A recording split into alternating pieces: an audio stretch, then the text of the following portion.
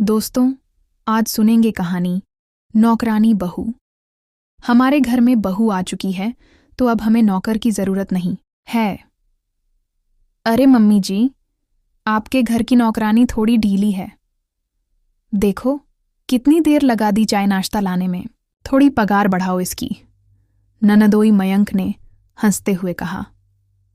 ननदोई के मुंह से ये सब सुनकर काव्या के तन बदन में आग सी लग गई। जहां थी वो वहीं खड़ी हो गई और मयंक की तरफ देखकर बोली, बहू हूं मैं इस घर की, कोई नौकरानी नहीं हूं। इज्जत से बात कीजिएगा मुझसे। जैसे मैं बाहर से आई हूं वैसे आप भी बाहर के ही हो। दर्जा एक ही है हमारा। बहू इज्जत से बात कर, दामाद है वो हमारे, वरना। सास गरिमा जी ने कहा। वरना क्या मम्मी जी, बस बहुत हो गया। अगर आप लोग मुझसे इज्जत से बात नहीं कर सकते हो तो आज के बाद अपने घर के काम खुद कीजिए। बस बहुत हो गया, सुनने की भी हद होती है। आखिर कब तक बर्दाश्त करती रहूंगी मैं। काव्या ने चाय की ट्रे जोर से टेबल पर रखी और अंदर चली गई। उसके ऐसा करने से सब लोग सकते में आ गए। किसी को भी उम्मीद नहीं थी कि वो इस तरह से जवाब देगी। लो भाई, तुम्हारी भाभी ने तो हमारी इज्जत ही उतार दी। इसलिए बुलाया था क्या हमें यहाँ? जरा सा मजाक क्या किया हमने इनसे? इन्हें तो वो भी बर्दाश्त नहीं हुआ। नंदोई मयंक जी ने कहा। मम्मी भाभी से मुझे ये उम्मीद नहीं थी। भला कोई अपने घर के दामाद को इस तरह से जवाब देता है क्या? आपको नहीं लगता कि भाभी के पर अब कुछ ज्यादा ही निकल आए हैं? नेहा ने कहा। बेटा, तुम लोग उसकी बात दिल पर मत लो, मैं भी देखती हूं। आने दे तेरे भाई को, मैं बात करती हूं।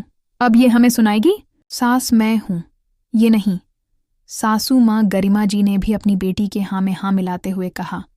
अब काव्या की बुराई पुराण शुरू हो चुकी थी। जिसके मुंह में जो आ रहा था वो बोले जा रहा था। पर काव्या अपने कमरे में पलंग पर आकर बैठ चुकी थी। आखिर वो भी कब तक बर्दाश्त करती? अभी उसकी शादी को 8 महीने ही हुए थे, पर इन 8 महीनों में वो कई बार ये बातें सुन चुकी थीं। काव्या की शादी अविनाश से 8 महीने पहले ही हुई थी। उसकी शादी से पहले इस घर में काम करने के लिए मेड कमला आती थी।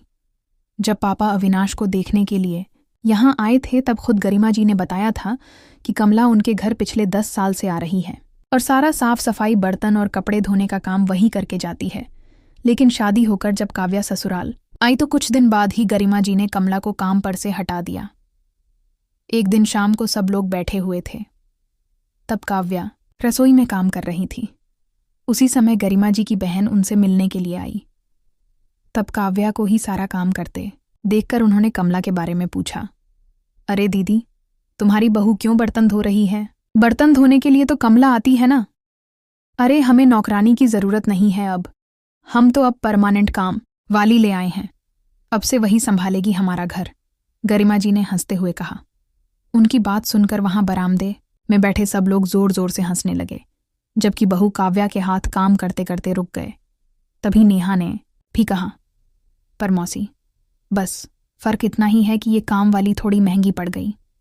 कितने पैसे खर्च हो गए इसको इस घर में लाने में, पर फिर भी सुख तो बहुत हो गया।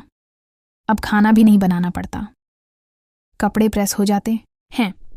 कुल मिलाकर वो सारा काम संभाल लेती है। उसकी बात सुनकर गरिमा जी के साथ साथ नेहा भी ताली मार मार कर हंस रही थी। काव्या को उन लोगों की बातें सुन सुनकर हैरानी हो रही थी। जब घर के बड़े ही ऐसी बातें करते हो तो घर के छोटों से क्या उम्मीद करें? उनकी शह पाकर नेहा भी आए दिन कुछ न कुछ कह देती थी। वो अविनाश से कुछ कहती है तो अविनाश हंसकर टाल देता। अरे मम्मी मजाक करती हैं, क्यों उनकी बात दिल पर लेती हो? और नेहा का क्या है, वो तो कुछ दिन बाद ही शादी होकर चली जाएगी। वैसे भी उसकी सगाई हो चुकी है। काव्या उसके बाद कुछ कह नहीं पाती। 1-2 बार उसने अपने पापा से भी कहा था, पर पापा ने भी उसे समझा दिया, बेटा ससुराल में छोटी मोटी बातें होती ही रहती हैं, तुम्हें इतनी छोटी छोटी बातों पर दिल नहीं दुखाना चाहिए। अगर वो ऐसा कहते हैं तो तुम इग्नोर करो। वैसे भी बहू घर की नौकरानी नहीं बल्कि घर संभालने वाली होती है, गृह लक्ष्मी होती है। उसके बाद उसने पापा से भी कुछ नहीं कहा।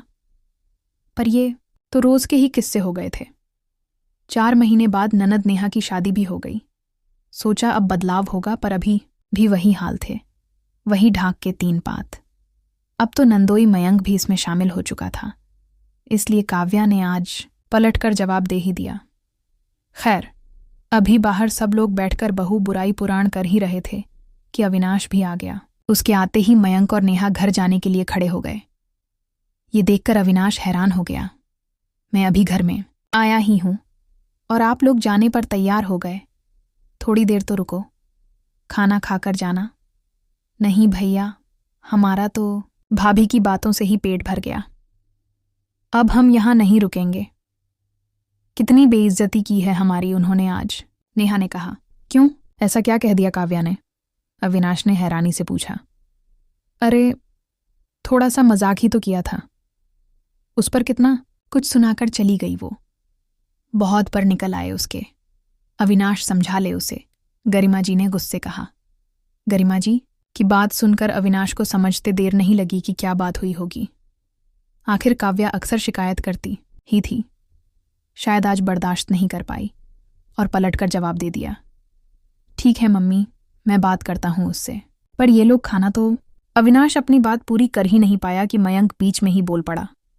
अविनाश भैया, आप बात करते रहना, हम लोग चलते हैं।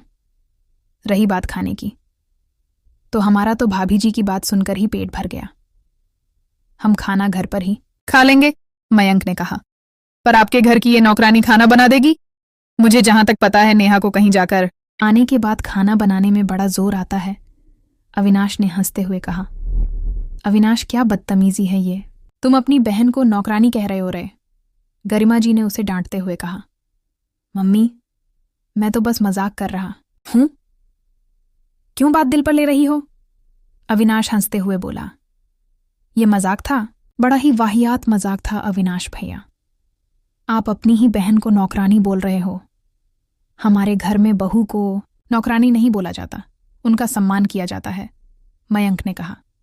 अच्छा, तो मेरी पत्नी आप लोगों को नौकरानी लगती है? क्या वो इस घर की बहू नहीं है? आपके घर में जो जगह नेहा की है, मेरे घर में वो जगह काव्या की है।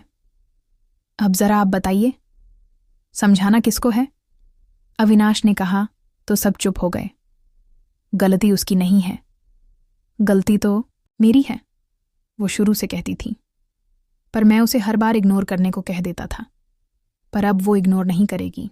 मेरी पत्नी है वो, काम वाली बाई नहीं है, अविनाश ने कहा। तो किसी से कुछ कहते नहीं बना।